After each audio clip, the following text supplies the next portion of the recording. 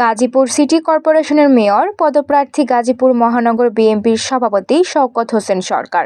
বাংলাদেশ জাতীয়তাবাদী দল বিএনপির ভারপ্রাপ্ত চেয়ারম্যান তারেক রহমানের ৩১ দফা বাস্তবায়নের লক্ষ্যে নগরীর পাড়া মহল্লার সামাজিক কাজের মাধ্যমে বাংলাদেশের গণতন্ত্র, মানুষের মৌলিক অধিকারের ভোটের অধিকারের জন্য গাজীপুরের গাছা এলাকায় রবিবার দিনব্যাপী কর্মসূচিতে ব্যস্ত ছিলেন মহানগরীর সভাপতি শওকত সরকার। গাজীপুর সিটি কর্পোরেশনের ৩৬ নং ওয়ার্ড কথরা মোহাম্মদিয়া বালিকা দাখিল মাদ্রাসা বার্ষিক ক্রীড়া প্রতিযোগিতা পুরস্কার বিতরণ অনুষ্ঠান উপস্থিত হন ও ৩৬ নম্বর ওয়ার্ড বিএনপির কার্যালয় উদ্বোধন, এছাড়াও ৩৫ নম্বর ওয়ার্ড বিএনপির কার্যালয় উদ্বোধন এবং রাতে একটি মাহফিলে অংশগ্রহণ করেন। এলাকায় প্রত্যেকটি অনুষ্ঠানের প্রধান অতিথি হিসাবে তিনি বলেন, বিএনপির অফিস হচ্ছে মানুষের কল্যাণে। অফিসে সামাজিক কার্যক্রম করবেন, ভালো কাজ করবেন। দলের নেতাকর্মীকে সতর্ক করে বলেন, সকল ধরনের অনিয়ম, দুর্নীতি, অসামাজিকতার কাছ থেকেই বিরত থাকতে।